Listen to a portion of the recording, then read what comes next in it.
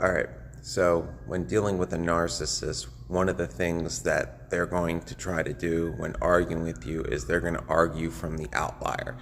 If you try to argue with them, about the norm of any given situation, the most common in this scenario would be with narcissistic baby boomers and them arguing that they had it harder, and they're going to argue that from the point of an outlier. When in general, it is, proven fact by government statistics, Bureau of Labor, cost of housing, etc., that no, things are much harder now. Like, for example, people working the exact same job now compared to somebody in, say, 1979, the people now are making, adjusting both inflation adjusted dollars to today's money, are making 22% less than the person in 1979, and on average working 6 hours more. So same job, longer hours, less pay.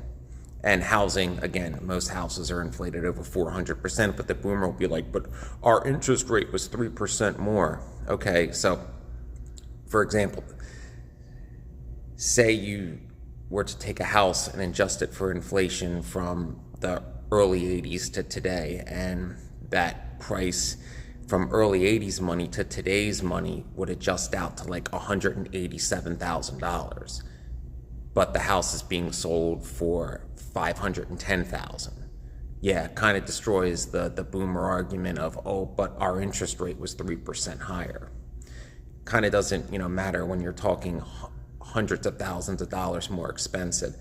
That's the tactic they're going to use. This is what I'm going to talk about in my next full-length video. Narcissists always argue from the outlier. And with baby boomers, even if they themselves aren't the outlier, if just one baby boomer is, because remember, with them, they're a hive mind, they're the Borg.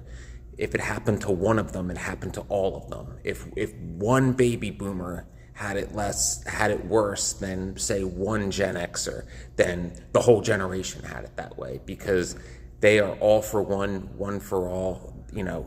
Baby boomers are baby boomers before all else. They are baby boomers before they are Americans. They are baby boomers before they are Italians, Catholics, Jews, Republicans, Democrats, firefighters, cops, teachers.